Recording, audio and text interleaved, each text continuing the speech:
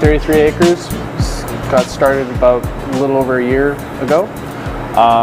We're focusing mostly on in-house, providing beer for our location, for our tasting room, and select accounts. We are starting the bottles, so we do have our beer available at selected private liquor stores as well.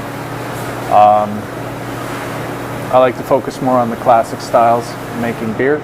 I feel that that's a largely overlooked area of market, where most people tend to buy beer from Europe.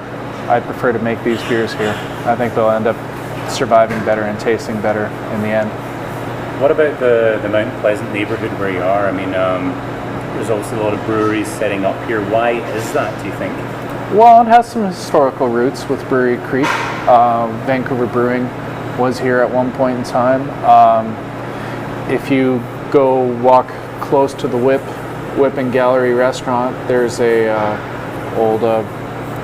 very old building close by, and that used to be part of the brewery as well. There just seems to also be an interest with craft beer within this area.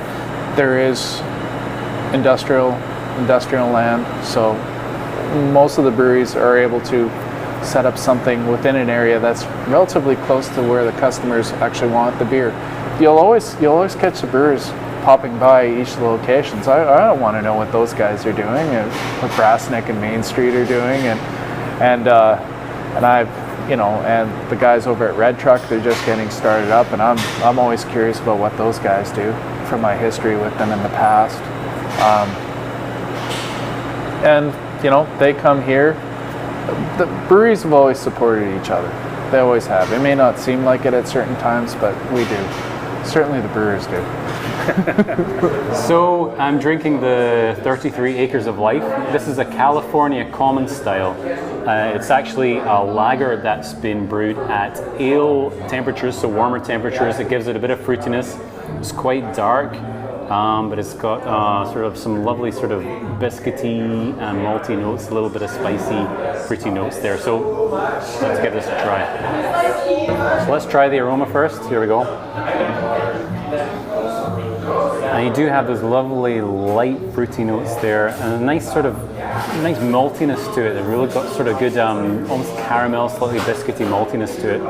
Let's give it a taste.